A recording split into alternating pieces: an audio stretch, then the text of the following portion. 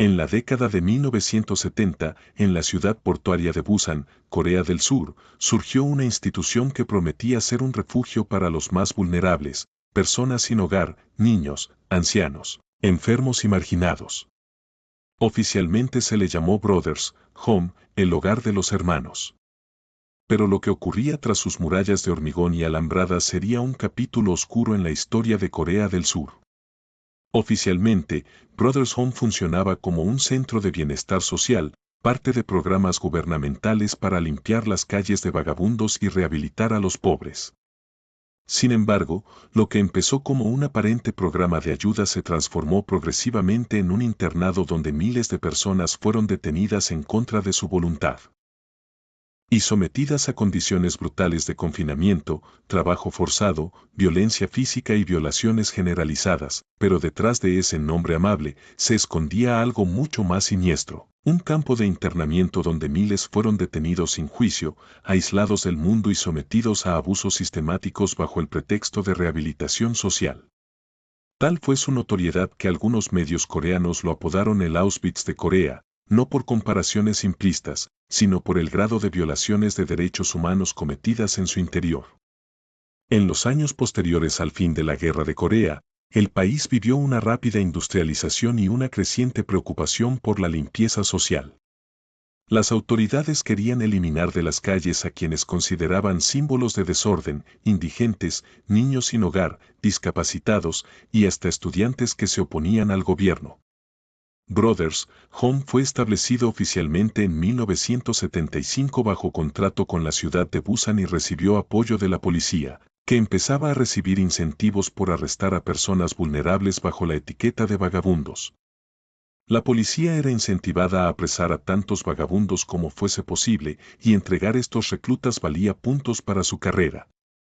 El centro fue dirigido por Park En-gun, un exmilitar con fuertes conexiones políticas. Lo que se vendió como asistencia se transformó en un mecanismo de detención masivo. Personas eran arrebatadas de las calles, de sus hogares e incluso por error, solo por estar en el lugar equivocado en el momento equivocado. Entre 1976 y 1987, se estima que alrededor de 38.000 personas fueron internadas allí, y en momentos de máxima operación más de 4.300 personas estaban detenidas simultáneamente, sin posibilidad de salida. Brothers Home funcionaba con una jerarquía rígida, casi militar. El director, Park En-gun, un exmilitar con conexiones políticas, ejercía control absoluto. A pesar de estar etiquetados como vagabundos, muchos no eran sin hogar ni delincuentes, simplemente personas pobres o sin apoyo familiar. Para reducir costos, el liderazgo del internado fue delegado en internos. Miles de internos eran organizados en estructuras casi militares, divididos en pelotones.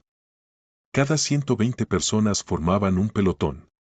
Dentro de cada pelotón se elegían líderes, secretarios y jefes de equipo entre los propios detenidos.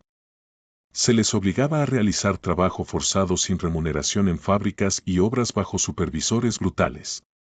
La disciplina y el castigo eran internalizados por los mismos internos, creando un sistema de violencia entre compañeros. Se obligaba a los internos a mantener posturas dolorosas por horas, y la tortura física era frecuente, golpes, privación de movimiento y castigos colectivos, incluso si solo un miembro del grupo cometía una falta. Según investigaciones oficiales del Estado, desde 1975 hasta su cierre en 1987, al menos 657 personas murieron dentro del centro, muchas bajo circunstancias sospechosas o sin explicación pública clara.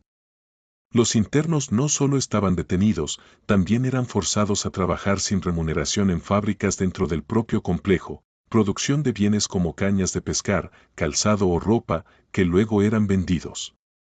Además, muchos eran enviados a obras externas a realizar trabajos manuales agotadores, bajo guardias estrictos que castigaban cualquier desacato.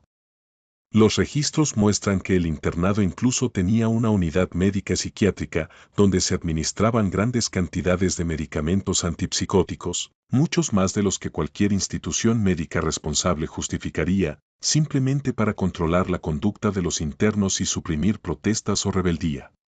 La violencia física era sistemática. Se ejercía violencia por grupos seleccionados entre los mismos internos. La impunidad era omnipresente. Uno de los relatos más desgarradores es el de Choi Seung-woo, quien fue detenido cuando tenía 14 años.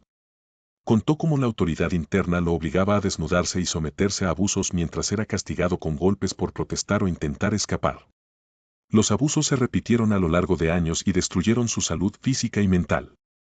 Más tarde, su hermano, también internado, pereció por el trauma emocional que dejó la experiencia.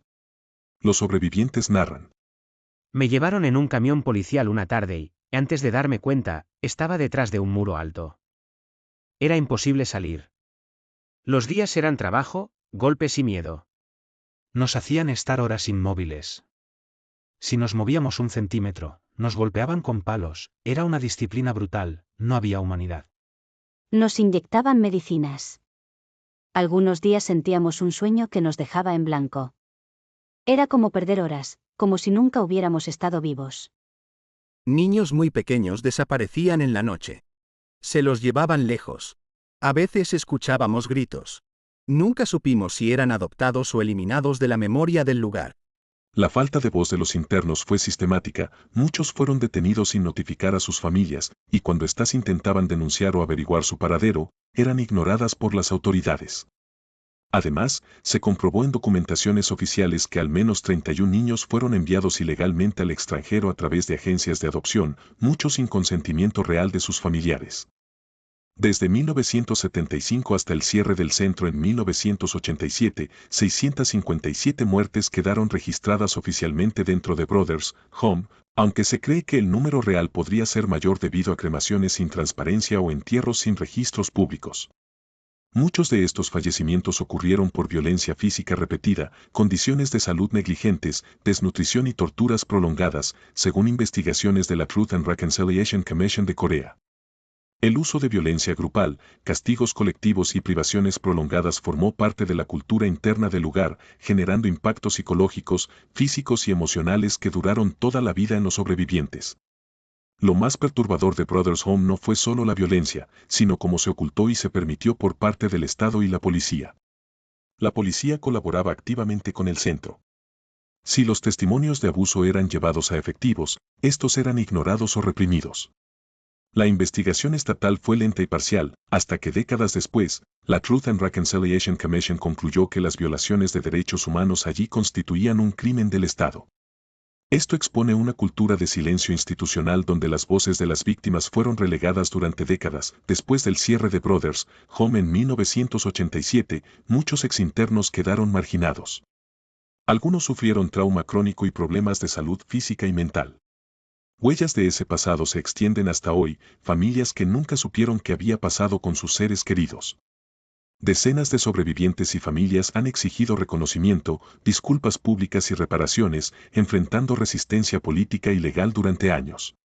A pesar de la magnitud de los abusos, el fundador Park Eun-gun recibió una sentencia sorprendentemente leve, condenándose principalmente por malversación de fondos y no por los crímenes humanos cometidos.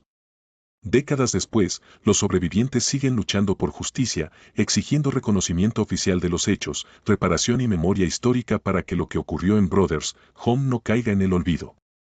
Lo que comenzó como un supuesto centro de bienestar terminó siendo una máquina de violaciones de derechos humanos, marcada por ejecuciones arbitrarias, trabajo forzado, torturas y desapariciones. Estos hechos, documentados por investigaciones independientes y testimonios de sobrevivientes, exigen al mundo que no solo se recuerde, sino que también se haga justicia y se proteja la dignidad humana en cada rincón de la historia. Brothers Home no es solo un capítulo brutal de la historia surcoreana, es un reflejo de cómo el poder, cuando se ejerce sin transparencia ni supervisión, puede convertir el supuesto bienestar en horror institucional.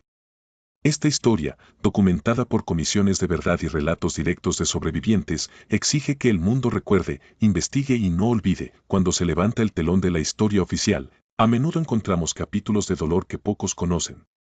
Este es uno de ellos. Suscríbete, dale like y comenta si te gustó el video.